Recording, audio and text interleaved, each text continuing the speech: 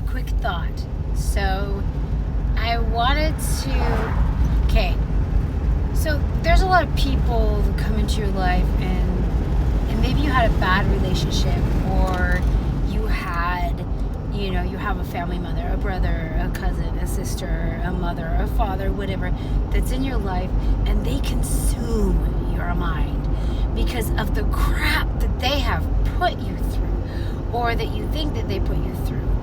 I say think that because I always it's so important that we don't victimize ourselves, that we're checking in like, okay, how have I contributed to this, and how am I still contributing to this?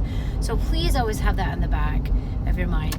I mean, it's nice to say and think that, like, yeah, it's not me, it's not them, but sometimes it is us, and we need to be aware, okay? Because none of us are perfect, but generally there are those people in our lives, family or friends, that just are ridiculously hard to deal with, and they are constantly causing drama in one way or another, like constantly. It just seems to never end with them, and sometimes you're like, I just want to cut ties with them, but for whatever reason you don't, or they're still in your life for whatever reason.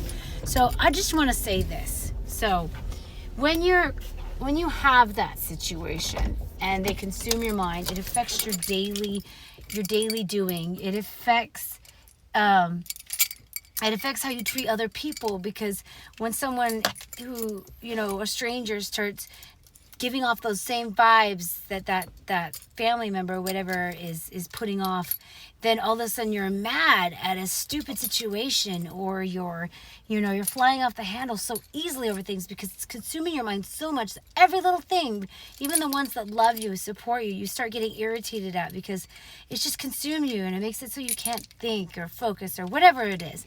So, okay, number one, when you allow them to consume your mind, you allow them to win twice. Okay? Think about that. They come to you, they shout at you, they treat you the way they treat you, in person, however that goes, and then they leave you feeling just ripped apart. And then you feel ripped apart every day afterwards until they come again and rip you apart again, right? So, that situation, those situations, that person, it is their issue. It's not yours. It's their problem, not yours. You do not have to carry their issues. You do not. You can emotionally detach yourself from how they're treating you and be like, you know what?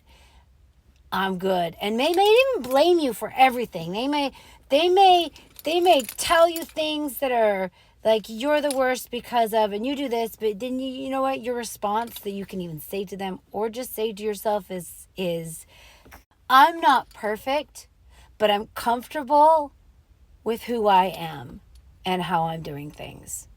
So if you have a problem with that, or if they have a problem with that, they can just shove off. And you need to just let it go and be like, you know what? I don't need to feed into this petty drama. It's a waste of your time. It's a waste of your life. And it hurts all your other relationships, your good, healthy relationships, when you allow them to destroy your life twice. So don't let them win twice. They can say or whatever, you can walk away from it, you can tell them no, you can set boundaries, do what you gotta do, but don't let them consume your mind. My family member and I, we had another family member that just consumed our minds on a daily basis, like consumed it. Like every conversation we had was just all about this individual, just everything, and just like, and we would just go over the scenarios and the stories. And finally we came to a point where we're like, you know what, let's not just talk about it, let's talk about solutions. So then we were still consumed by it because we were constantly talking about solutions. And if you're going to talk about a problem, don't ever talk about a problem unless you're going to talk about solutions, because otherwise you're just complaining pointlessly. So it's good to complain and get it off of you, but you need to let it go after that. And so we evolved to where we were thinking of solutions, and then our minds were consumed with solutions and how this individual. eventually we came to the point where, like, we literally couldn't help this individual because this individual refused to help themselves. So we came to a point where we realized we just need to let go. And just let go. So when that individual would come, do their regular manipulating or whatever it was, or yelling or accusing, whatever the case was, then as soon as that was over, we're like, okay, if we needed to detoxify from it, complain to each other about it, and then after we're done complaining, we're like, okay, let's shake this off, and let's not let it rule the rest of our day. We've let it out, because sometimes it's good to, like, tell someone and let it out, and just to get it out of your head. And once you've done that, let it go, and be like, there is nothing I can do about that individual. I can't control them. I can't fix them. They don't want to be fixed. And I just need to set my boundaries, and not just set boundaries with them, but set boundaries inside here, where you are mentally pushing them out of your mental space. You don't need their mental crap inside of you constantly. It's toxic. You don't need that. So get it out. And honestly, because you're so angry and riled up about it, it is hard at first. But love yourself enough to push it out.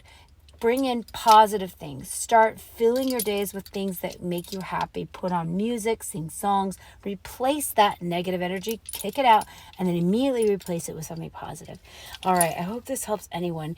We all deal with difficult people, and sadly to say, most of us deal with difficult family members. So if you have that situation, I hope this helps. It's worked for me.